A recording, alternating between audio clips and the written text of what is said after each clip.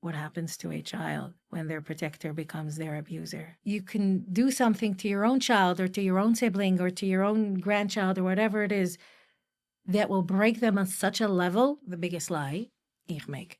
The most common one, I'm allowed to. I'm your father, I'm your grandfather, I'm your mother, We live in families. When family is the source of trauma, family becomes the source of trigger. So the trigger is all the time. Well, the Torah listeners, that's true. And so how come the person who sat with Gemuras did that? Yeah, the subject becomes taboo. And really it doesn't have to. It doesn't contradict with the values that you want to give. It's extremely inspiring to work with incest survivors and to see that dynamic of being able to hold such dark parts of themselves and live a life of joy.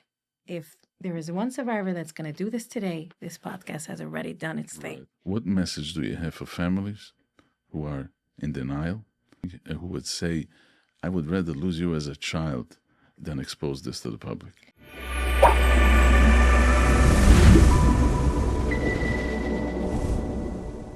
This episode is sponsored by Candid Recruits. Candid Recruits serves the tri-state area.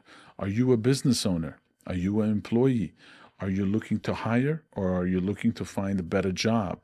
Call Candid Recruits. They are connecting the right people with the right jobs. They have over 300 successful hires already. They are vetting every employee to the highest level, from white collar to blue collar to everything in between. And the best part of Candid Recruits is they charge a flat fee versus the other agencies who charge 25% of the salary. So do yourself a favor and reach out to Candid Recruits at 845-828-9210. Call now. Okay. Today, we are diving into the most hidden form of trauma, incest. These are wounds that don't just break a person. They shatter generations. Our guest today is a licensed therapist. Her name is Sury Fish. Yes. She specializes in psychodrama. Right. And she focuses on the unthinkable, on incest abuse. Sury, welcome to the podcast. Thank you. Thank you for having me here. Thank you so much for coming in. Before we start, this is such a sensitive subject, and I want to discuss it because it's happening in a place where it's supposed to be the safest for the survivor. It's supposed to be a safe haven, and the unthinkable is happening. Is this something that comes into you often, or is it something far in between? No. It comes into me very often. However, in the last few years, I have put myself out there as someone who deals with this, so you can debatably say that I get more incest survivors than a regular therapist. Mm. But I think, in truth, I didn't do a study on this. I don't think that's true.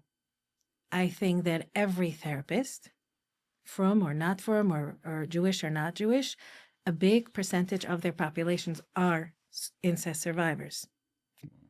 A big percentage. Wow. Now, if you can explain us, what is behind it? Is it an addiction? Is it a form of control? Is it entitlement that that person feels? You know, because this is second level abuse. What do you see? What's the drive behind this thing? So my work is not with perpetrators, so I'm not gonna pretend to know the psychology behind that, but I could tell you that the impact on the survivors, what they feel. Right. For some people, it'll be an addiction. For some people, lots of people, especially if it's a father or a parent or a mother or like a parental figure, then it'll be a form of control. Like, I own every part of you. I have full control over you, even the deepest parts of you. Definitely, there's that feel. Mm-hmm. For some, it is some kind of addiction when I think it depends who the abuser is. Again, I get it from the survivors, Correct. right? When it's a teenage brother very many times they have been abused either sexually or physically. Many times they've been severely beaten or something like that, and the younger sister is just the easiest target. That's what I see, or that's the feel of it. Again, I'm not doing the psychology of perpetrators. Right. I just get the feel. And I would assume that you're asking that question because you're trying to get to the prevention piece. Like, when you're thinking of that question, there's a reason. Yeah, but first I want to understand what's behind this. I mean, why are they grabbing? I mean, it's a bad explanation, but they're grabbing an opportunity. You know, they feel like family secrecy. They feel like it's an very easy target because the family's not going to go and talk. You know, because everybody, this is understandable, you know, without even talking about it, that this stays behind closed doors. I just want to understand what's behind this. I mean, because the numbers are like astronomical, is what you're saying. Right. I think really what you're trying to tell me if I'm right, is that you're horrified by this. Yeah, for sure. Yeah. And we're trying to make sense out of it, right? And I think all community members try to do that. The thought is horrifying. Yeah. And would you say that this is happening a lot in tight-knit communities? Yes, especially in all tight-knit communities. It's not particular communities. This happens. Exactly. It happens in the entire world. In the entire world. I don't want to come here and say that it's more in the Jewish community, not because I'm protecting anybody, just because it's not true. Right. Wow. It's happening in all communities. If you're going to look through statistics, you will see it. I think the more insular the community is, or the more family-minded the community is, the more you're going to find it. Right. And the more the feeling of protection, the more you're going to find it. There definitely is even a difference in our communities when it's a more kind of feel of we will protect our own, then it could happen more. Yeah. In general, sexual abuse happens more in places where the feel is we protect our own. And also the reality is that there keeps on being protection for perpetrators. Those communities do have more. Mm-hmm. But I think what you're telling me is this is horrific. And without understanding it, right? Without trying to make sense out of it, it is horrific. It just is horrific to think that there are parents or even siblings or uncles or grandfathers or grandmothers or whatever it is doing such painful abuse to children. Yeah. It is horrific. It is horrific. Now, there's also levels in this type of abuse which are more harsh than others, or they're all the same harsh? Well, I don't want to label it, right? Because I cannot say what's more harsh or what's not more harsh. I can't even say which one damages a psyche more than the others. I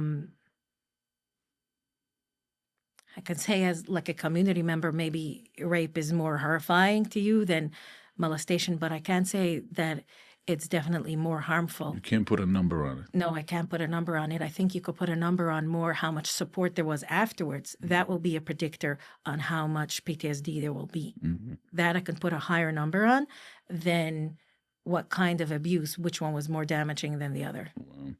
Now, what happens to a child's psyche when the protector becomes the abuser?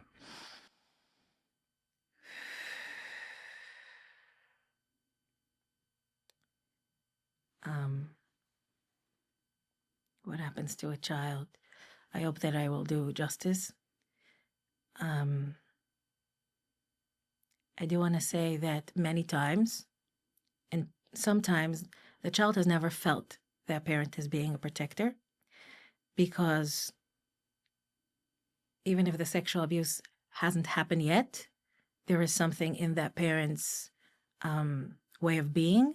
That's missing something. Yeah, that's not very protective. Sexual abuse usually in the family does not happen in a vacuum.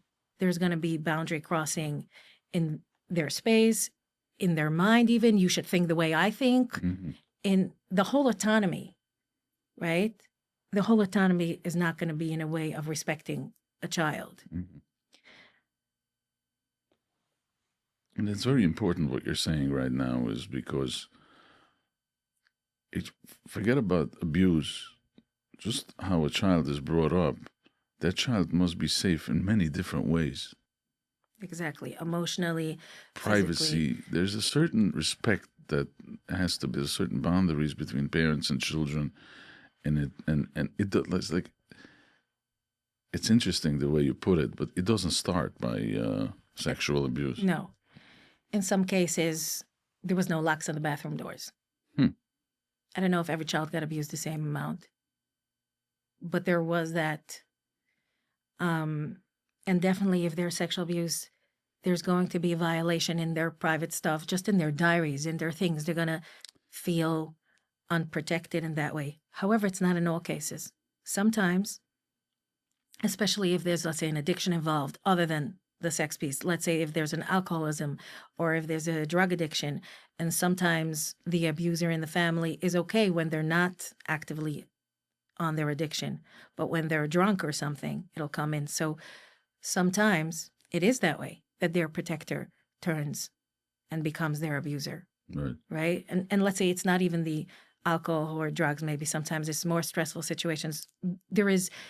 Incest is not a one-size-fits-all thing, right? Like everything else. Right. People are not computers.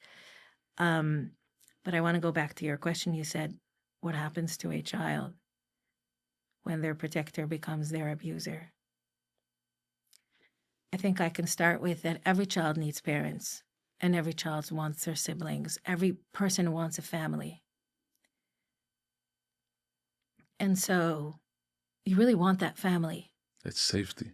It's safety. It's your sense of safety, right? All we have in this world is a sense of safety. Correct. And family is the sense of safety.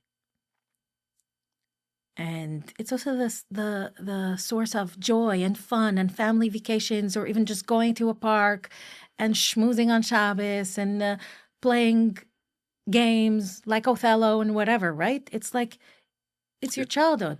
It's the healthy fabric of a child. Yes, it's eating suppers. And not every incest survivor will have a disturbed supper table. Some will, but not every.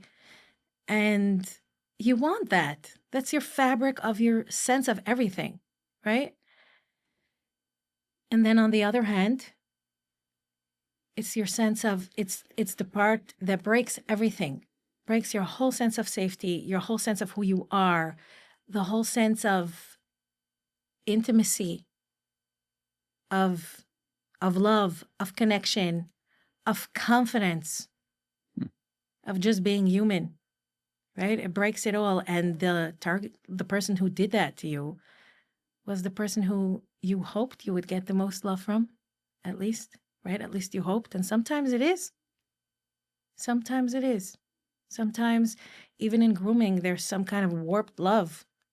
Not that I understand what that is, but I see in the healing the most, one of the powerful things that happens in healing is to own both. I did feel loved. Wow. I did feel loved, and I even feel yearning. Yeah, I even feel yearning to the person, and that will always be there. And sometimes, so many times when I'm sitting and processing with people and they're crying in some kind of way, right? And sometimes they just want to go and tell their father about this pain, right? Even though the father is the person who caused it, it just comes out like that. Or, yeah. And so many times it also affects the relationship afterwards. I see that more with brothers, right? Let's say he was a teenager, and if he did do his work and there was some kind of reconciliation, that's very healing. But many times it takes a lot of courage to do that. It takes a lot of work to do that from both parties. So sometimes, at least what I get is that the sister is doing the work, right? And they don't know. The brother doesn't look like an abuser right now, right? And they meet by family simchas. They meet at the family's Shabbos table or whatever it is. And sometimes they could even have a good relationship now. And maybe even there's trust. Sometimes there's not. Sometimes there's these teenagers who grow up and they stay that way and they didn't get help and there's not trust. And all right, that's a little bit of I would say an easier situation, even though it's hard to say that that's easier, right? But when he did grow up and he did do some healing, right? But he didn't come back and own and say, I did this to you. is there anything I can do? And Right? take full responsibility is what you're saying. Yes. Sometimes that does happen, I want to tell you. Mm. Yes, there are, especially in brothers who grew up, or sisters, I don't want to just put it in a box of one thing, who grew up and did healing and realized what they did, and they come back and they apologize, and some pay for even some therapy sessions or something like that. There is some kind of a, I'm not saying that, and then you go to family simchas and it's all dandy. No, the triggers are still there. Your brain's still going to have some PTSD from it, and it's still going to be uncomfortable for you. And you're still going to be looking at the mechitza, when is he coming or not coming? The sister-in-law walks in and you're like, right? And you're going to have all these PTSD symptoms of dissociation and all that kind of stuff. That can still happen, but it's definitely easier After some kind of reconciliation that went on. But I would want to understand what's when the brother, whatever, goes for help, or sister, it doesn't matter. What's the rationale behind it? A little bit. I mean, is it because they did not have? They were. What's the rationale from their part? What are they saying? Like, forgive me for what This is the lie that I'm telling you, that this is what happened, or maybe it wasn't a lie. Maybe it was desperation for something. What is that? Do you ever hear a rationale? Very little. Yeah. Right? But I see that it's important, I guess, because if you're feeling it, I think it's to make sense out of what happens, right? I can say just the little that I got is they were so abused and they didn't know where to put the rage out. Okay. Lack of education. That has a lot to do with that, because what I'm hearing from you is that it is missing education about this subject and about a million other subjects when it comes to these things.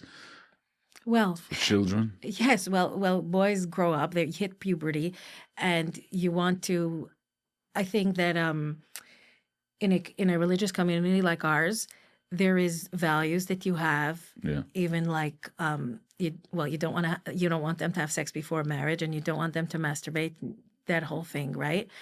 And it ends up being in some kind of way that you think that you can educate because of that. You can't say what sex is biologically. You're growing up. You're going to subject becomes taboo. Yeah, the subject becomes taboo, and really doesn't have to. It doesn't contradict with the values that you want to give. It really doesn't contradict. You can give education about the biological piece that happens, that the hormones come in, and then there is attraction, and then how to channel it and do whatever you have to do.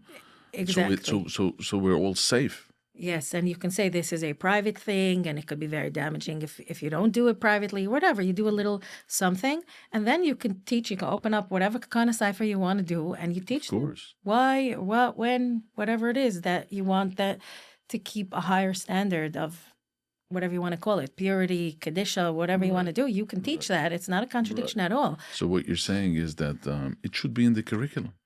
Schools should take responsibility. How about parents? Well, 100% parents, and schools would be a nice thing to take responsibility. And I also think a very interesting thing, in the same way as every school understands that there needs to be a lunch break of a half hour or an hour, right. There should be an understanding that, especially boys, but girls, I think there isn't that understanding maybe, or it's just more acceptable. There should be a half hour or 45 minutes of exercise. If you go into every yeshiva in the same way they have lunch, they will have some kind of exercise. So much of their problems would go down. Because you think the just by doing physical exercise, it balances something. You would have less fights. You will have more open-mindedness, more availability to learn even, and your sex drive will be more balanced as well. Yeah. Now, as far as talking about abuse, regular sexual abuse and incest, how would you? Incest is seems to be the way you described it before, that this breaks a person in all levels. Yes. Now, regular abuse, I mean, sexual abuse, you would put it on a family member. Yeah, you would put that on a different level, or again, you're not scaling numbers. Well, I'm not scaling numbers, but I'm gonna tell you that's for sure. I'm not the one, and nobody could. Nobody could, right? Of course. But I could tell you where the difference is real. When you have someone who's been sexually abused not by a family member, and not by somebody close to them, which is very I think especially in the girl section, you're going to have it with someone who was close to them. But let's say it wasn't close to them, right? And the father hears about it, or the mother, and hopefully they can react with her, and they could react with wanting to protect the child and wanting to heal the child. That is such a high level of healing. It's almost the healing. It changes the whole dynamic because the child ran to the safety net. Yes. The child ran to the people who would comfort the child. And here you help the child, you give him support, you validate the child, and then you can move on to healing. Yeah. But if you have to run to a parent who the parent is the problem. You're not going to run. Psh. You're not going to run. It's not only that, there's nobody to run to. Exactly. Where's this kid going to run? There's absolutely nowhere to run to. Hmm. And the other part is that when they grow up, the PTSD symptoms will be in the family. I am a father now. I am a mother now. And my mother, my father. I am a brother now. I am a sister, an adult brother, adult sister, right? All that. And my children are this age. Well, my children are this age also happens in regular sexual abuse. That becomes the trigger when they reach the age very often. And the whole family dynamics, every Shabbos table might be a trigger. Every family vacation might be a trigger. Everything might be a trigger. We live in families. When family is the source of trauma, family becomes the source of trigger. So the trigger is all the time. If somebody goes out someplace, right? And let's say somebody gets abused in the mikveh might become the trigger, right? I'm sure I know there's more triggers than just mikveh. Yeah. But when it's in the family, everything family, and we live in family, and we want to live in family. Of course. Right? That is the fabric of our society. What else do we have? Exactly. Right? What else do we have if not family? And if family becomes the trigger in such a deep, violating way, then what happens to your life? Let me ask you, why do victims, survivors, carry shame and not the abuser? Well, I think a little bit you gave me the answer, and not the abuser. Sometimes there is this thing. I also do psychodramatic body work. There's psychodrama and psychodramatic body work. So psychodramatic body work works a little bit more with an intuitive piece to it. And so many times when people don't own a certain emotion, the people in the room pick it up. So a little bit, the answer is in the second part of your question of, and not the abuser, because the abuser sometimes doesn't carry the shame. The shame is someplace. The victim is How does that work? Unconsciously it happens? Yeah, of course, unconsciously. And then there's another part to it. That's just a little answer. Why you feel shame. Why they feel shame, because really they should have no shame, right? They should have no shame. They did nothing, right? Well, there's a difference between secrecy and privacy is respect versus shame. Privacy is respectful. I respect your privacy. Secrecy is I am so ashamed, I will hide. Right. Right? Right. What happens in abuse?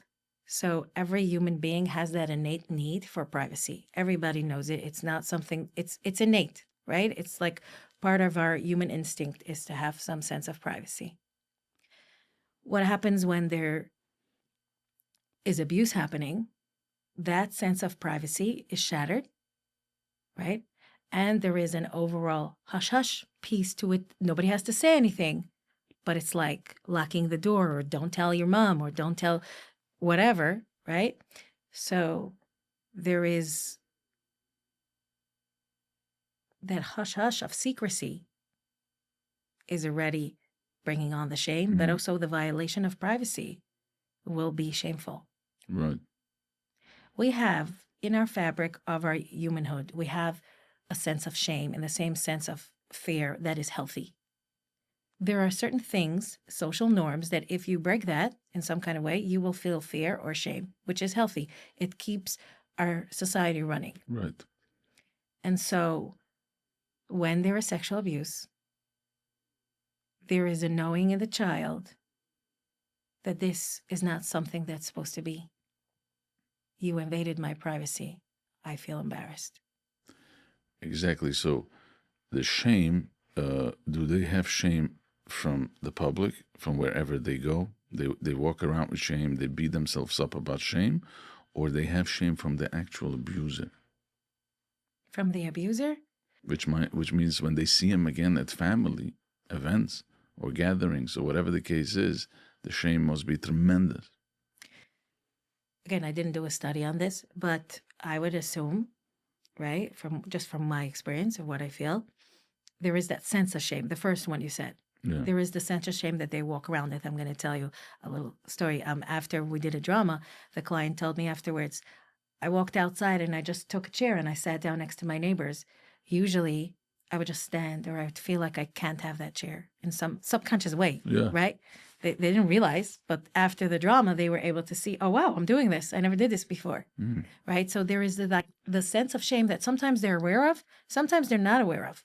So there's really just this sense of shame in what they do, everything. And when they drink a cup of water, there's a sense of shame. And when they say hi to you, there's a sense of shame. When they're putting down their coat, there's a sense of shame. Everything, there's a sense of shame. They're taking your time, there's a sense of shame in everything.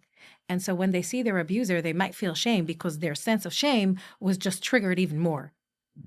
If they're embarrassed of the abuser, could be if they're blaming themselves more. The blame.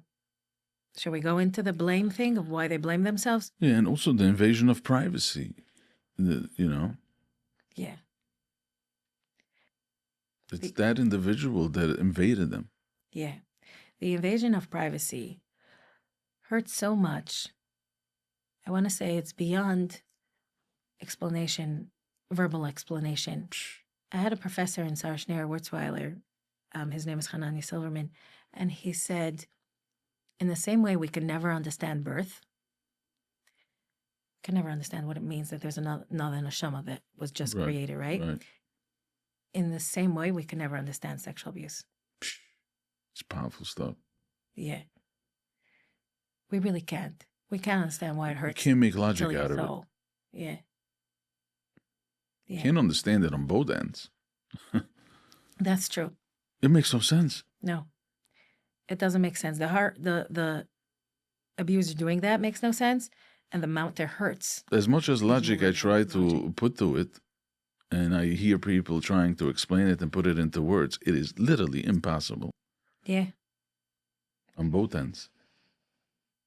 Yeah, like we love our children, right? Yeah. The biggest thing that we want for our children is for them to just have a happy life and be healthy in every kind of way. We're going to go out of our way so that they should have a better social experience. Like, how many times have you driven your daughter in the middle of the night when she came home because she wanted to stay another hour or whatever kind of thing, right? We do so much of that. Of course. And to think that you can do something to your own child or to your own sibling or to your own grandchild or whatever it is that will break them on such a level, it is incomprehensible. And you know something? It should stay that way. Yeah. Like sometimes I get this feeling of like, it's so infuriating. Yeah. Right? And then I'm like, but this happens all the time, right? It keeps on happening. Just because another person gets healed and another person gets healed doesn't mean that nobody else is walking into my door tomorrow, right? It's always so. And then I actually, in my training, I do dramas for myself. And I had a little psychodrama with Hashem. And when the person was in Hashem's role, what came out was, you keep being upset. That's your job. Keep being angry. So we should be angry about this stuff. Right. We shouldn't understand. Exactly. We should never understand. It should never make sense to us. It should always be horrifying. It is horrifying. I do feel a little bit, we're going a little extreme. And what I'm concerned about is that if there's any kind of perpetrator listening to this, there are people who understand perpetrators and could and create healing for perpetrators. And I do believe that there is healing for perpetrators out there, 100%. I believe that it could happen. I believe in the ability of the human being and But I think that when the perpetrator gets to the space of the horror of what they did, right, with their understanding, they should have understanding towards themselves. They should. Right. And they get the horror and they get the understanding, then that's where the healing could happen. Right? They need to want to change. Yeah. They need to have introspect first. Yes. And they need to want to change so badly that the horror that we have for it should not be in their way of their healing. Now, as far as men versus women, boys versus girls, do you see a difference? Who is more being affected by this? Yeah, I do think girls have more incest stories than boys. I think boys, I think our generation has moved in that area. I think that what used to happen in the yeshiva system or in the cheders at some level went down. I'm not saying it's You mean you're talking about molestation, Yes. stuff like that, because of the awareness. I think for the last couple of years there was a tremendous awareness going on, yes, and schools, stepped up to the game. I mean, the leadership is they're not so much in denial anymore. They like to control it themselves, but at least the awareness was tremendous. yeah. But I would like to say that, but I don't know how accurate I am because I do work more with women than with men. But I do think that there's some kind of shift in that. But I also think the biggest difference with what you're asking is I think that first of all, there is enough incest that's happening to boys. Okay? Right. But I do think that when it comes to, if you want to see what's more, I think girls do experience more incest and boys do experience more from outside. I think our girls in our communities don't go out so much. Right, they stay in school, they stay at home, they don't go out so much. So you're going to have that thing more. Now, who are these abusers? Are these mostly men or there are women abusers as well? Yeah. Well, if you're going to do a study on a ratio, you're probably going to have more men than women. Right. But there are women abusers more than we think. Wow. More than we think. And they would abuse boys or girls? Both. Unbelievable stuff. Very painful because you want to think of a woman as a nurturer. Correct. And I think that that's why what I do find is many times when women are abusers, it becomes psychopathic a little. Yeah. It must have a touch of that.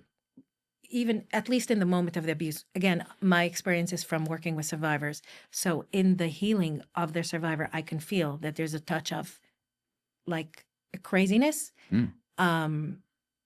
Because they have to override that nurturance in order to be that abuser. Sure. And so it becomes sadistic, becomes violent or horrible.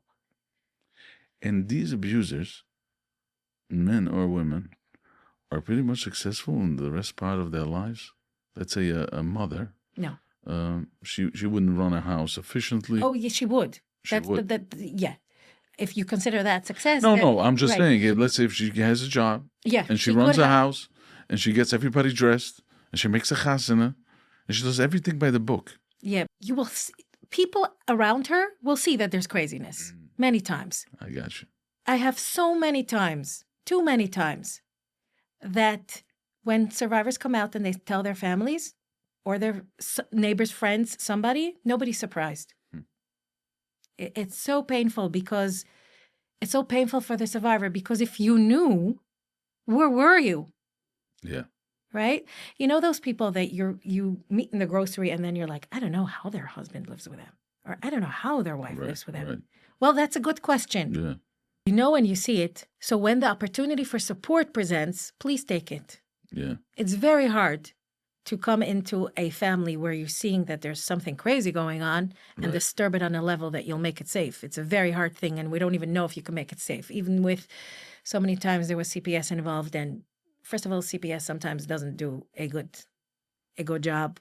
They have to have their stuff, right? And if you can't prove it, and whatever, CPS doesn't always do a good job. And it puts a lot of stress on the children. It puts a lot of stress on someone has to take care of these things if it's an emergency. Yeah. The house is chaotic. Someone has to step in, but it's the havoc that this thing is presenting for our family Right. is beyond words. Yes. So I'm not saying that, to change and to create a whole craziness in the family, that's one thing.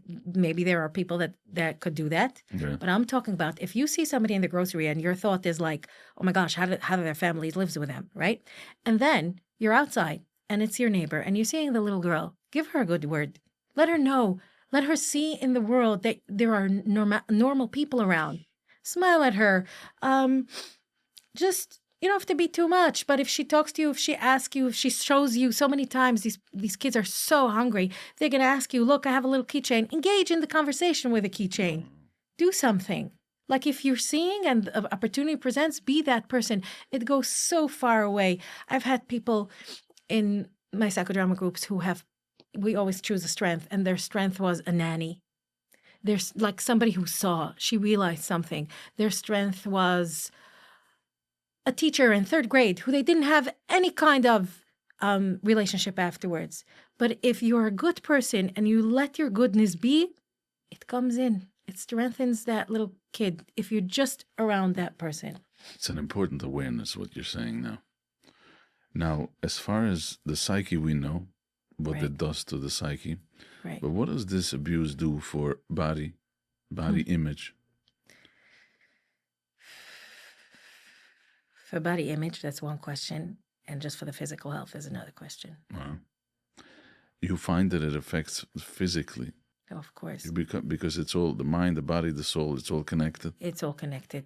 Yeah, when you're thinking of healing. What did you see as far as physically, when you see somebody break down physically? Well, Crohn's. I see a lot. There's other neurobiological disorders like RPS, like there's a nervous system kind of pain. But it's definitely something that is affecting the physical body. Yes, and then there's the autoimmune disorders like Lyme symptoms get more, all these mano kind of stories and all these like diseases that are diseases, but we don't really know how to cure it. These kind of So things. when you see something, when you deal with a client, survivor, for you, it's going to be like, of course you're sick. Of course you feel this. First of all, trauma stores itself in the cells of the body. So until you don't do the work on a body level, then it will not heal. Now, doing work on a body level doesn't only mean body work.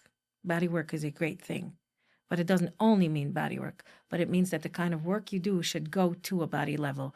There are therapists that are very safe, and when you talk to them, you can feel what you're saying on a body level, even if they're just doing talk therapy. If they're very safe and your brain and nervous system is really in a calm state when you're talking, it will be on a body level. And then maybe you're reaching the body and you don't have to do any body work. Now, lately, I mean, people talk a lot about betrayal trauma. Right. There's Yes. regular trauma, and then there's betrayal trauma, which affects also a person very much. Yeah. Now, in this case, there's a lot of betrayal trauma 100%. The whole Because- thing is betrayal. because your mother, your parents or your loved ones were supposed to protect you. Yeah, the idea is, and also you're getting that in school all the time. How much do we hear about kibbutz avoim? How much parties do we do Mother-Daughter Day or Father-Son Day or that idea?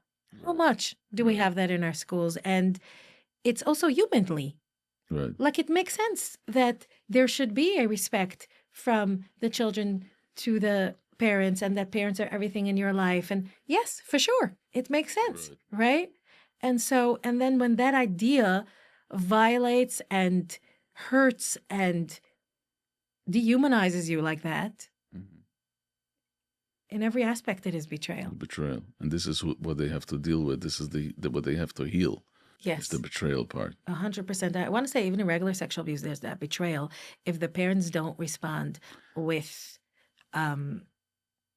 empathy and believe is such a strong Sure, thing. Validation. If there is, and I want to say validation is not a thing that you give. Okay. Validation is an experience. You sit with validation. Yes. It's an experience. I'll tell you, Ray of Hope is an amazing organization for sexual abuse survivors. And I find that the most validating thing that they do is to exist.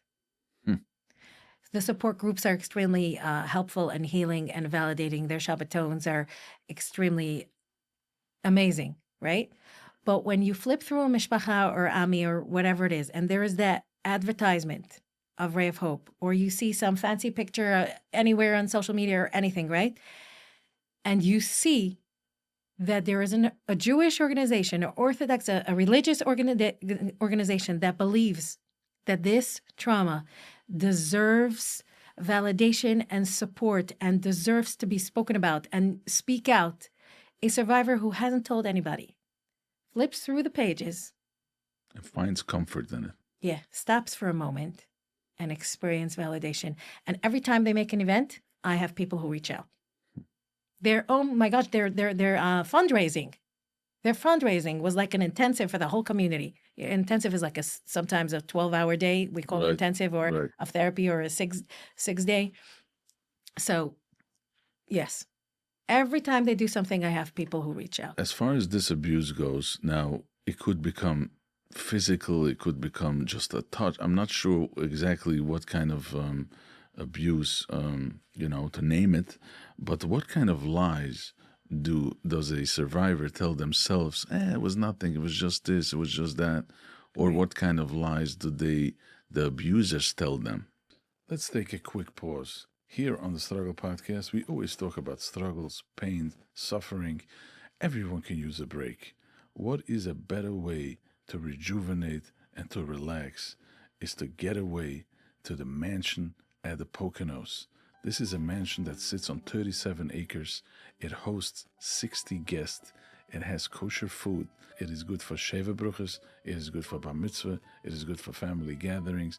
And it has everything and anything you can imagine, from pools to tennis courts to hot tubs. This could be lovely for you and for your family. Please call 845-558-7280.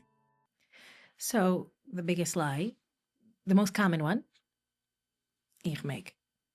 The most common one. I'm allowed to. I'm your father, I'm your grandfather, I'm your mother, I'm your... Because the kid naturally knows that something is... it doesn't have to be taught in school. Every child knows there's a certain privacy that this is not okay. Yeah, innately, humanly. Yeah, you know this. So the first thing is, I'm allowed because I'm your father, whatever the case is. Yeah, or very many times, no excuses given. They're just making it happen. Sometimes the grooming is full-fledged grooming, giving candies and giving even money or gifts, or sometimes the grooming is full-fledged. Okay, sometimes the grooming is just like getting the child into a certain location or something, and then there's just like one step, like the physical grooming of just like positioning. You're going to sit here, you're going to do this, something, and it just happens. And there's like an unspoken agreement that you just let me do this. And it's like the power of it, because let's say the abuser is more powerful in any kind of way, either because of age or because of the child needs them in some kind of way, whatever kind of thing they have over the child. And it just happens so many times they don't have to give no excuses. Now, after all this, what you're doing is, your specialty is psychodrama. Right. Right? Yes. So I would love to dive into the psychodrama, understand what that is. So first, explain as much as you can for people, what is psychodrama? It sounds like drama. What is going on? Well, here comes the fun part, and I'm happy to get to that, especially after we spoke. When I want to be careful about when we talk about incest, it is such deep hurt and such deep psychological damage and so much pain. But I want to say that healing is possible. It is possible. And in my groups, we can laugh, we can dance. Sometimes I do a lot of music in the groups. Usually it's for that healing, like a song after the drama. But we dance and laugh. Laughing for sure many times. Dancing sometimes. But what I'm hearing is that you're dealing with a very dark situation, very dark place. These people are coming in from such pain, such agony. Yeah. And what you're doing is we're not going to dive into this agony and sit over there and wallow in that misery. We are going to take a psychodrama, whatever you're going to explain, Right. and you're going to make it. You're going to give them light. You're going to shine some light on this situation. Yes, I just want to re-say what you said in a little bit more Absolutely. nuanced way, okay? The people, I don't get dark people, and I don't get, Oh, it's dark stories. yes, they bring the dark parts of themselves Correct. into my room, Correct. okay? The dark parts of themselves, and they bravely allow themselves to look at that part, and they bravely, even more bravely, allow themselves to feel that dark and painful part. And that's not all of them. They are happy, successful, sometimes very successful, funny, interesting. It's almost refreshing to see people who go through hell and back to say to themselves, I have one part that needs healing, but guess what? I'm going to be there for my kids. I'm going to move on. They still have a beautiful vision of how their life wants to be. It's uplifting and refreshing to see. Yes, very, very uplifting. It's extremely inspiring. Yeah. It's extremely inspiring to work with incest survivors and to see that dynamic of being able to hold so much pain or such painful parts of themselves and such dark parts of themselves and live a life of joy. Yeah. Live a life of choosing life over and over again. And I want to say this is not only for incest survivors, this idea people bring to therapy in general, their dark parts, their painful parts. I don't like to call it dark, but it's more like their painful parts. And they are courageous enough to put it out because they want to heal. Healing is not a must for everyone. Okay, sometimes people are in a state where they're in crisis and they want to have a life, and so healing is a must. But for many people, healing is a choice. They already have enough regulation on board that they could just live their life. They're not screeching at their kids. They're not doing anything that's abusive in a way that's horrible. Nobody's sending them to therapy. Aren't they bottling up emotions? Well, when the emotions is in a stage that is very bottled up, then it'll come out sideways. Right. You're going to be dysfunctional in a way that you're going to land in a therapy room. But very many people have done enough work that they're not at that stage, but they still choose healing because they want to take that part of themselves. They love themselves enough, or they love their children enough that they want to take that hurting part that is some way going to come out sideways still, spill it in a therapy room, heal it, and then you go home and you're just that much better. So it's a choice. Right. And I want to say, even to the people who their trauma is bottled up and is creating havoc in their home. Right. We all know generations who didn't choose healing. People were dysfunctional and they were dysfunctional and the kids were hurt, and that's how it goes. People today's day still have that choice. If you don't want to do healing and you're just going to be hurting people, some people are probably still living that way. Sure. And if you choose that, you choose that. Every day people live like this. Exactly. Every day people still live that way. And so even in your dysfunctional life and you feel like you don't have a choice, you are making a choice to heal when you decide to heal. Right. Now, this psychodrama that you are teaching and practicing, does that help for any other abuse or any other problems as well? Of course. Right? I don't only run a psychodrama group for incest survivors, I also run a group for just personal growth. Wow. And psychodrama. That must be fun. That is fun. So let's jump into psychodrama. What is it? Introduce this to the world. So psychodrama. Okay, so in psychodrama, the first thing is that they say, so first of all, the founder of it is J.L. Moreno. He was in Freud's times. It's a really old method that has developed over the years. He was Jewish. His name was, he was a Sephardi Jew. His name was Jacob Moreno Levy. Levy was the last name, and he didn't want to sound so Jewish. So he switched around the Levy and the Moreno. So we know him as J.L. Moreno. Okay. So he is the father of psychodrama. There's a lot of stuff that you can find about him, like there's autobiographies, there are original books that he wrote. You can even see a little YouTube things of how he does a psychodrama. We do psychodrama a little differently today's day. But so in psychodrama, there's the thing, show, don't tell. The idea about it is that in the same way as trauma happens or everything in the world happens with all of your senses, you should experience the healing or the growth that you want with all of your senses. I see. Okay. So I'm going to ask you if I can show and not tell. Yeah. Yeah? Okay. Now, the question is like this. I would assume that psychodrama is talking also, no? When, Yeah. Let's say, like you said before, it was fascinating to me. You bring in Hashem into this drama sometimes. Yes. Because some people, when they lose their betuchen, they lose their amina. And then, why did you let this happen? And Hashem answers. It's like a back and forth. It's an amazing drama, but there's some talking going on, right? Yes, there is talking going on.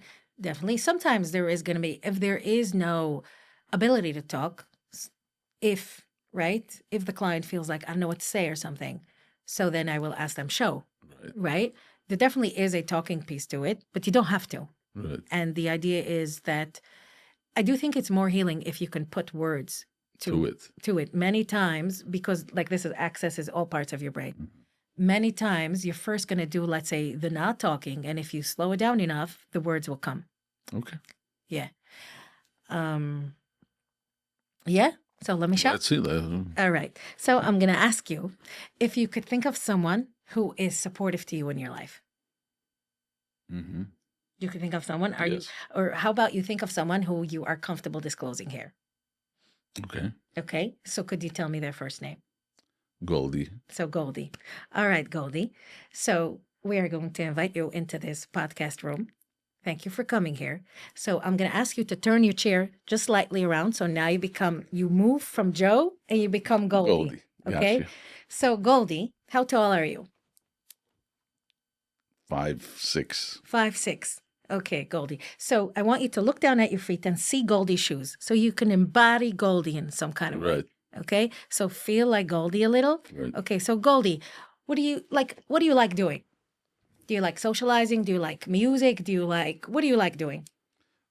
I like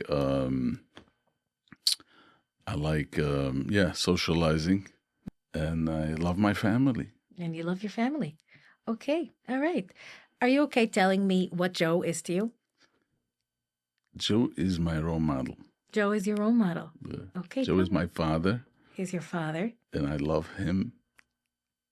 I love him very much. Okay. And what I'm hearing is that you really look up to him. Yes. Yes.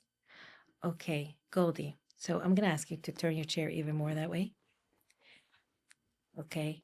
And we brought you in here so you can tell right now, you probably told this to your father, but I want to give you an opportunity. Could you tell your father right now how much he means to you? Could you tell him? Like, how do you call him, Tati? Yes. Okay, so imagine he's right here. Could you talk to him? Tell him. Yes. So Tati, you have no idea how much you mean to me. I love you. You're always here for me. And whenever I need something, you give me the best advice. And I have the best support in the world. And I can't thank Hashem enough to have you in my life. Thank you. Thank you, Goldie. And now I'm going to ask you, Joe, to reverse back to becoming Joe. Okay. Okay, there you go. So, Joe, take a moment and take a breath. And hear everything that Goldie said to you. Okay? Is there something you want to say to Goldie now? That I feel blessed to have her in my life. So, how about you say it straight to her? Talk to her, Goldie. Yeah, Goldie, I feel that I am blessed to have you in my life. You are nothing but nachas to me. I can't get enough of you, and I will love you forever. Forever and ever. Thank you. Yeah. That's a glimpse of what that is. Yes. And I'll tell you what happens afterwards to show you how it affects everyone in the group, right? What we do is after a full psychodrama or after a small vignette, like what we did now, we say what came up for me, right? So Right. I'm going to tell you what came up for me watching you do your work. Right. It's just how beautiful and how pure your relationship is. And it just brings up the idea how strong the bond of family could be and should be and is. It is. Thank It is. It is beautiful, and I am blessed with that. But let me just get back into where I am. Yes, we could wait. Right? This was a positive one. How was a negative psychodrama look? So I want to tell you how it looks, because we did it positive. So the kind of psychodrama that I do and the kind of training that I have for psychodrama is called trauma-informed psychodrama. And trauma-informed is basically with a strong lens that when the protagonist does their drama, they should always stay in the window of tolerance. So in order to keep the client in their window of tolerance, we do it strength-based.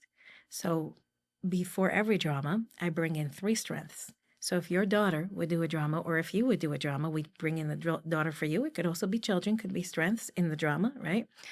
And definitely you would probably be a strength for your daughter, probably. And how this would look like, right?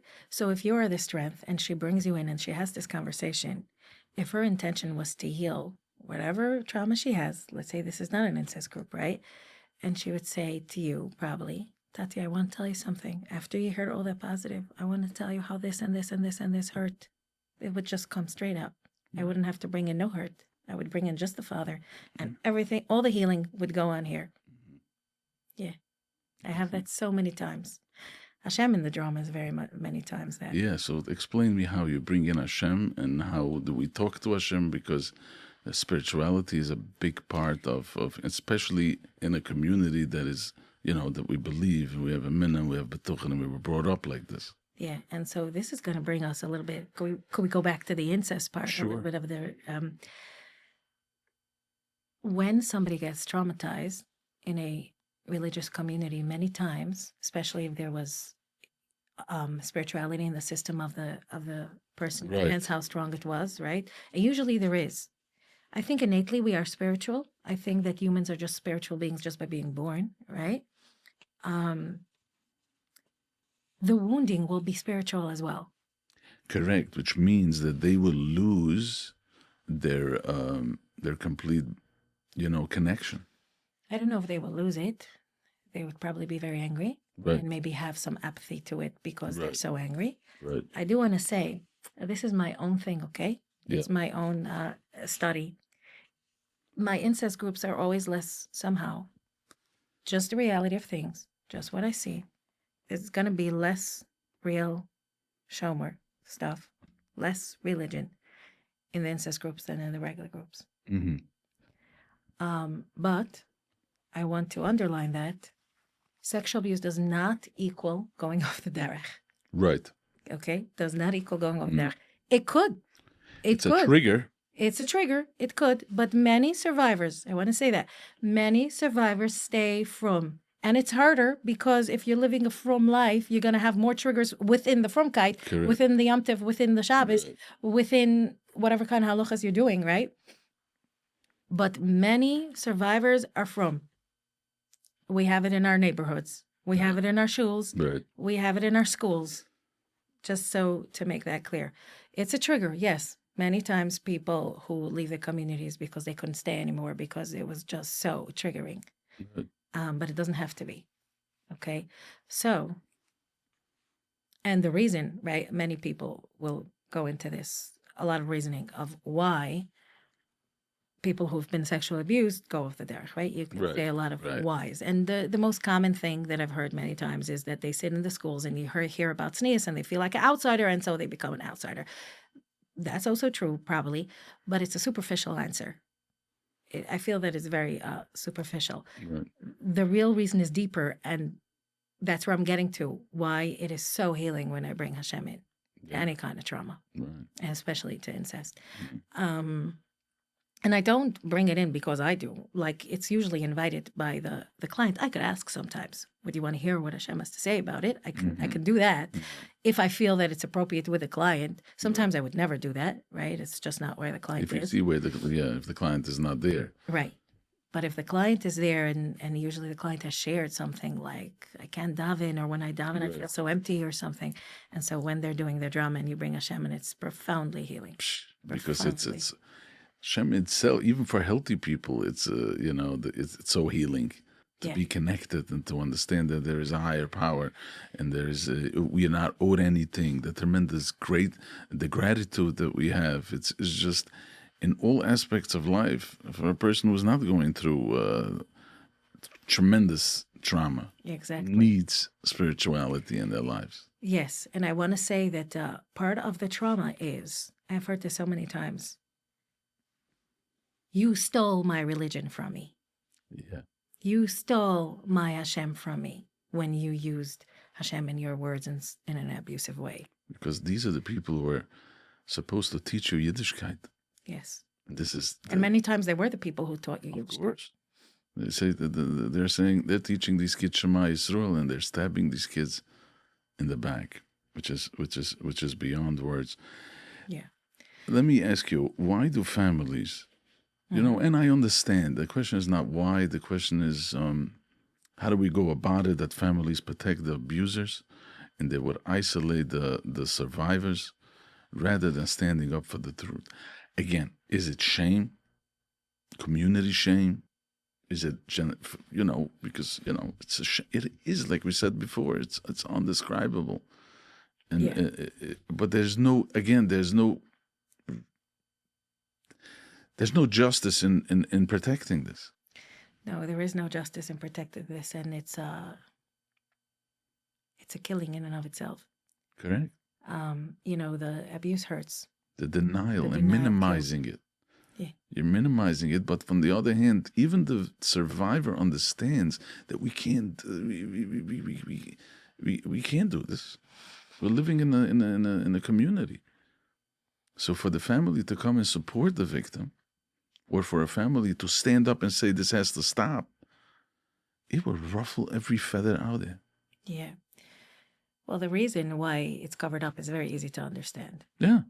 Very easy. It's just because, you're living in a community, and who needs this? Yeah, we don't want it. It's shame on top of shame. Exactly. We don't want it. We don't want it to exist. We don't want to know that it's here. Don't want it. Some people are in denial to the point they don't believe it because they don't want to believe it.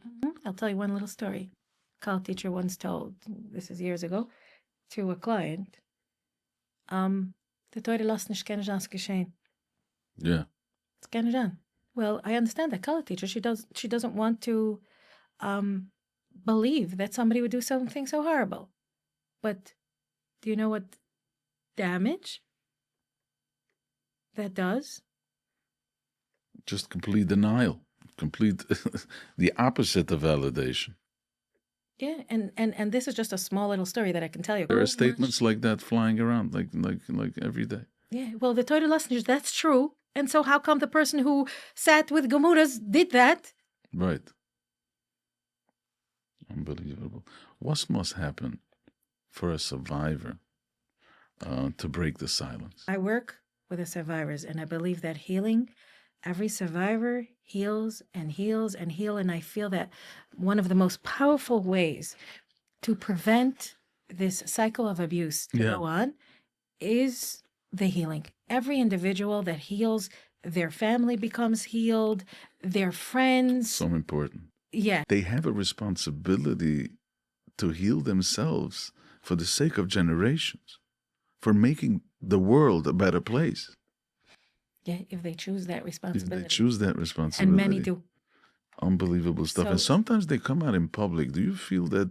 I would like to understand, what is the reason that sometimes they come out and they share it? Is it therapeutic? Very. I'll tell you. Come out and help other people? Is that what it is? Therapeutic piece is to come out, and especially for this specific trauma. Because, and we hear it so much, they speak out. Why do we use the word so much? They speak out, right? Yes. In other traumas, we don't hear that so much. She spoke out that she went through A, B, and C, right? You don't hear it in sexual abuse and in incest. You hear it so much, they speak out, right? Why? Because the nature of this trauma is silence. And so until every survivor doesn't speak out, it feels like you haven't spoken out enough for someone there, right? Right. And so speaking out doesn't have to specifically be publicly, even though doing that makes another 1,000 survivors speak out. So you just created healing on such a big level, and it allows permission. So many times I have heard this from clients that their first road to healing was listening to JCW's videos. Remember JCW? Right. They're not around anymore. Crown Heights, yeah. Yeah, but they watched it and they watched it and they watched it over and over. And every time they went into a trigger mode or a flashback mode, that's what they would do. Watch JCW videos. What is that, right? Or what's the TV show? SVU, right? What is that? Just hearing other survivors speaking out allows the part in them that wants to speak out. First of all, you do it like vicariously a little bit, but gives them permission. And so sometimes people will then speak out to their spouse, speak out to a sister that they trust, speak out to a neighbor or a friend that they trust. The person who's speaking out publicly will never know it, but they created another thousands of people to speak out. And there is that step in healing that is to say. And I want to say that it's one of the biggest step in healing. One of the biggest step is to take that first step and speak out. So if you are a survivor hearing this, speak out to anyone who you feel safe with. Take a breath and tune into yourself and find someone who you feel safe with and speak out to them today. If there is one survivor that's going to do this today, this podcast has already done its thing. 100%.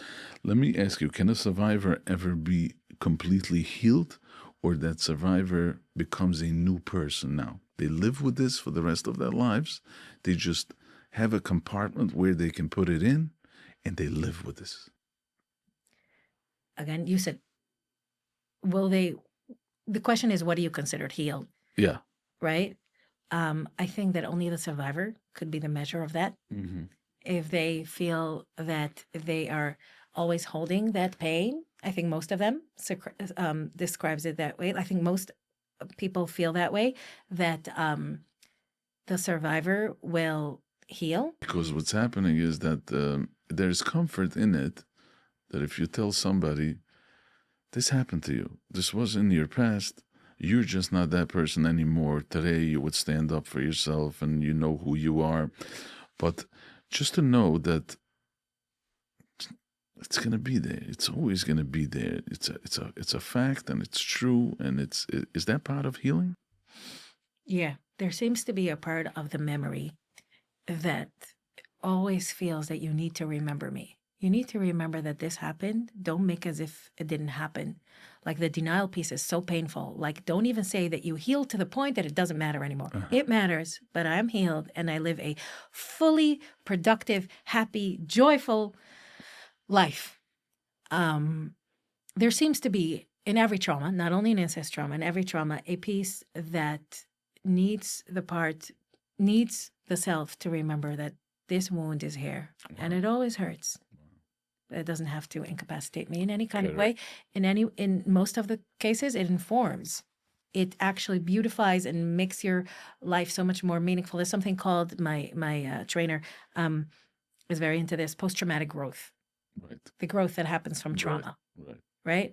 And so many of our organizations, so many things of the good things that we have in life in general comes from trauma. So the trauma becomes the stepping stone. And it doesn't have to, okay? It doesn't have to. If you're in a place where your trauma is just breaking you right now, then that's okay. And you deserve healing in any kind of way. You deserve healing. This is bringing me into this thing of couples, the deserving healing, because so many times women think that their reason for coming into therapy to healing their sexual abuse or incest is because I can't be intimate with my husband. Right. And that kind of thing. And it's always like, all right, we can talk about the fear of not being intimate with your husband, but if you want to heal, you deserve healing regardless of what's happening in your relationship. Most of the times when they do healing because they deserve healing, everything in the coupleship becomes nice. Yes, very quickly. Very quickly. I've had clients who went for whatever kind of therapy because of the relationship. My husband can't handle this, or it's not fair to him, or all this. And as long as you're in that spiral of it's not fair to him, rather than this is my experience and this is his experience and we can be in this experience together, it's not going to be healing. Right. But It's you not find gonna that be a healing. lot. There's a lot of intimacy problems because they're coming from a very bad place. And, Well- and here you have young people or even middle-aged people that this is something that, it's along those lines. This is body issues and psychological issues. And do you deal with that? Yes, and I have very much to say about this. We can do a podcast only on that. On this particular subject? Yeah, I was thinking of doing a podcast of couples in recovery and how they, and couples in recovery, I don't mean only 12-step recovery. I mean like couples in recovery as couples in therapy, and to see how they manage both of their healings and both of their feelings within the coupleship, within the marriage. But a lot of times in this case, there's only one person who has the problem, correct? And that one person who has the problem, well, okay, we're going to go on that soapbox for a minute. Okay. Sex is a relationship, okay? So when you get married, when you're in a coupleship, your sex life is in the pretense of in the space of a relationship. And so anything that's sexual is going to affect both parts. Correct. Okay. Now there is that piece of it's trauma, and you can go and heal your trauma. Okay. In the same way that you can understand when you're at a point of wanting to bring the coupleship together when there's an addiction, right? Right. Then you go and heal your addiction kind of idea. There is a space for that.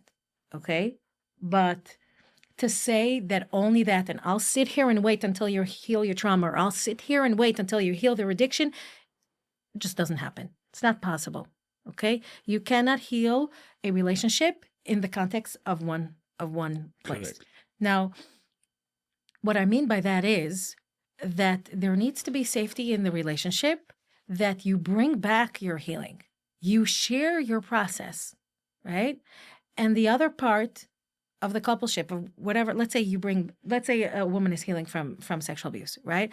And they go to their therapist and they're healing and they're doing their thing. If they're going to do it in isolation and not bring their process, meaning not sharing their process in their coupleship, the coupleship will not be affected by it. Correct. Right? If there isn't enough safety in the marriage to at least have a conversation about what's going on, Right. then it will not heal. And then the relationship will not heal. And the opposite way is also true. If you bring back the process that you had, you share your process, magic happens. Right. Especially if you have the space to hear how it affects the other side of it, how it affects the husband. Like really have space to hear, wow, what's coming up for me when you say this, and his own, be selfish, right? Right. And have space for both ends of the couple. I don't have to give no skills, nothing. If they just have the safety to share and they could know that they don't have to fix anything, they can just listen to each other, then relationships Then it merge could- together. I can't even tell you how many times I worked only with one part of the coupleship. And if they knew this, to always bring it back, to share, to be open, then... Things would have been way easier. And it works. Yeah. It works. Now, the only thing is that the other person, Uh-huh. the partner, Yeah. needs to have empathy and feel and understand the other person. First of all, I want to say, there is a lot of nice marriages. Maybe I'm lucky. No, because we keep on beating up and we're bringing in a lot of, we're talking about Trauma. the struggles and we talk about all these things. Right. Tell us a little bit that there's some people over there being happy Yeah. and living lives and enjoying their days Right. and enjoying their kids. And there's some positivity in here. Yes. So I want to say there is very nice marriages out there. Wow. Okay. We are doing, I think as a community, I mean, I'm young. I just turned 40. We're doing great is what you're saying. Yes, especially in when I see like from 19 till 25 and they already had therapy before, and the conversations that they're able to have, the vulnerability that's able to come, it's amazing. And even if we're going from 20 to 40 or 20 to 50, that the therapy is really happening and the connections that we have today's day is just awesome, and it affects families and it affects everything. When I have the people who are not in good marriages, I don't know if I could say there's 10 years of a difference of how quick therapy will be healing and quick. Well, therapy doesn't have to be quick, okay? Right. But meaning say the relief, right? There's that initial relief when you come to therapy in your home, in your marriage, with your kids and everything. It will happen so much quicker when there's a safe, and it doesn't have to be like a skill-filled marriage, just a love for each other, or a respect for each other, or allowing space for each other. Right. The healing happens so quicker. I'm such a big believer in let your marriage be a source of healing for you. Wow. Yeah, it's important. Yeah, and To it's share. not codependent or whatever It's not the word codependent, codependent and means. also there's no secrets. There's nothing wrong in sharing and opening up. It's very powerful. Very powerful. It's very Helps. powerful. Actually, it's damaging when you don't do that. Correct. Even in cases where the marriage could sometimes be hurtful, okay? There's sometimes, let's say, one part still needs to do some therapy in a space of learning to regulate themselves, and sometimes they can come out in ways of hurtful. And we all hurt each other at one point, right? We're human. The amazing thing is that we can repair. But even in marriages where there is hurtful points, but if you can see that there are safe enough points, and you can allow for healing to happen in those moments, it is so beautiful. 100%. Yeah. The companionship and the Hashem designed the world this way. Yes, and as a therapist, I see it amazingly. Wow. And I'm not a couples therapist. I see individuals, but if they go home to a safe space, it's a different The healing is on a different level. Let's talk about forgiving. Okay. It's a tremendous word, forgiving, especially in what you're doing. Is there such a thing as forgiving? Or is part of the psychodrama forgiving? They say forgiving is for you, not for the other, but I think it brings us to the question, is forgiving necessary to heal? Is it? I think that would be up to the client. For certain people, probably yes. I want to forgive, and whatever forgiveness means to them. Does forgiveness mean a certain type of understanding? Does forgiveness mean I can love you with this, whatever happened? Does forgiveness, whatever forgiveness means, I don't know if forgiveness is necessary for healing.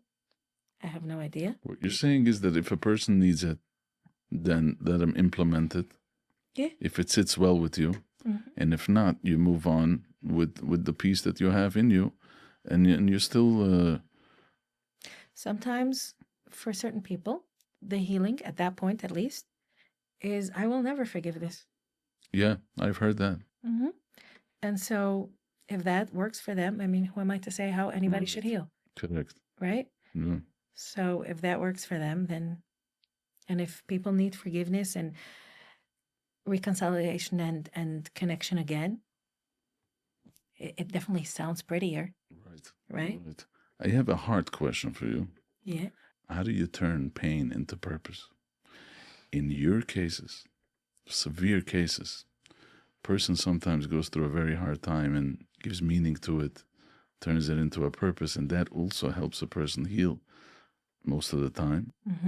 It's part of the principles of post-traumatic growth. Right. They find purpose. Is find purpose and meaning. Yeah.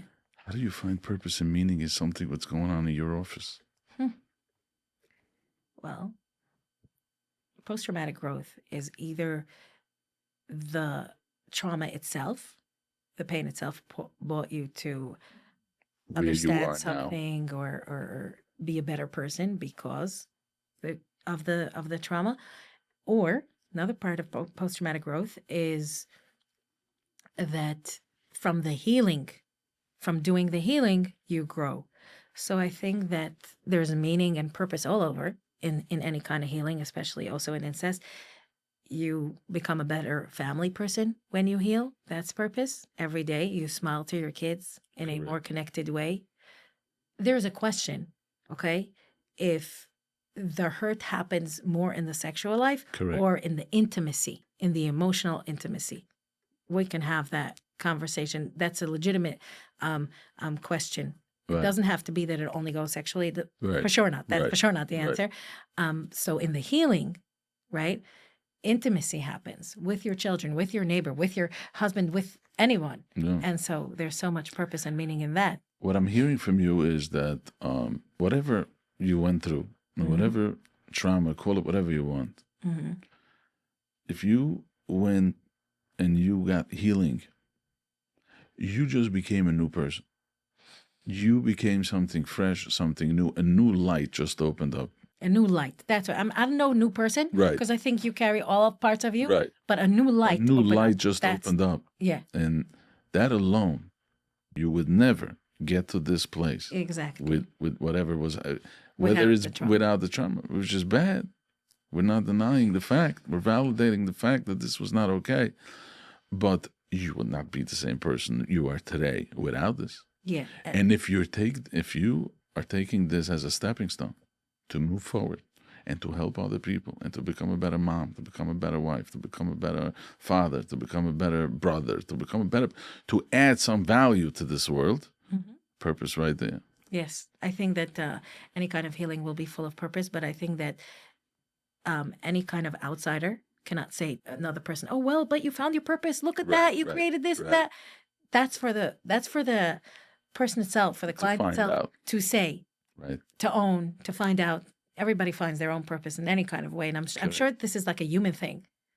It's like wherever, even people who create, I don't know, gyms or something, it'll have a pain point under it, usually. 100%.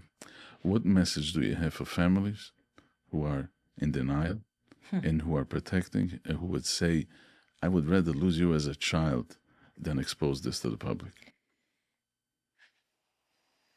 My first instinct to that is I don't talk to these families, I talk to the survivors. That's just my instinct, because I just believe in healing.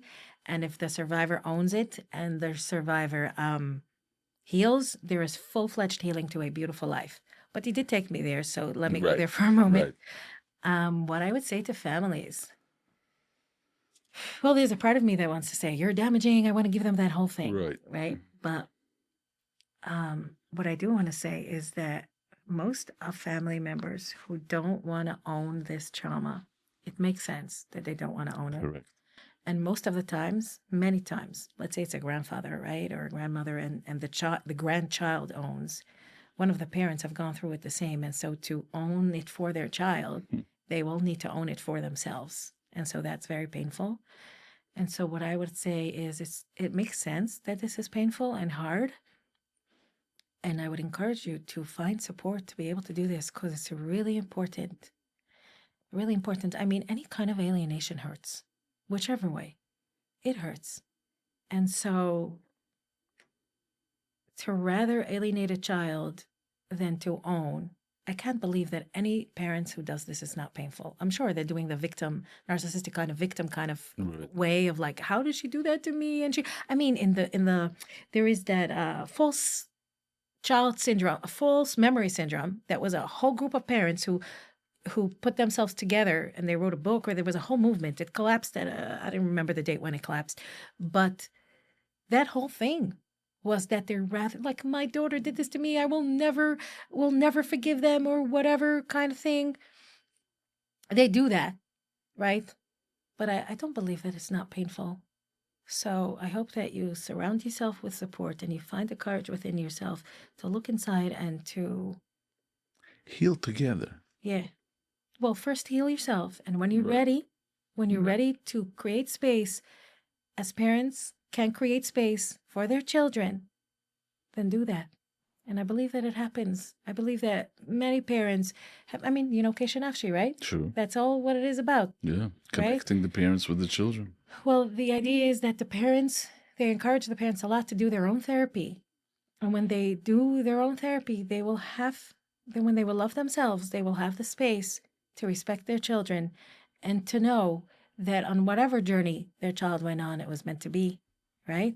So I believe that in incest as well, right? Sure. There isn't a organization, even though I think that many in Kesha Nafshi, I think Kesha Nafshi does have maybe a division or something for incest parents. Yeah, for parents who had some kind of incest in their family, if it was siblings or whatever. Mm-hmm. I think they do have something around that. I'm not sure, but I think so.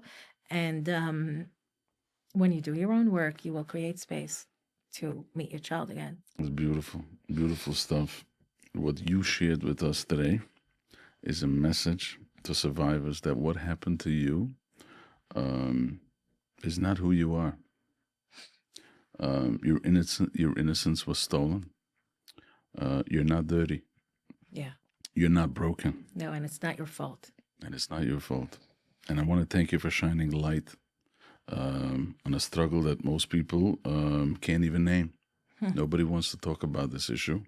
Yeah. And you're here for the truth, for the MS. Yeah. And it's refreshing. It's refreshing to hear. You're here to teach. You're here to teach people, young people, the future of our generations, to overcome such incredible pain. Yeah, and that's more why I'm here.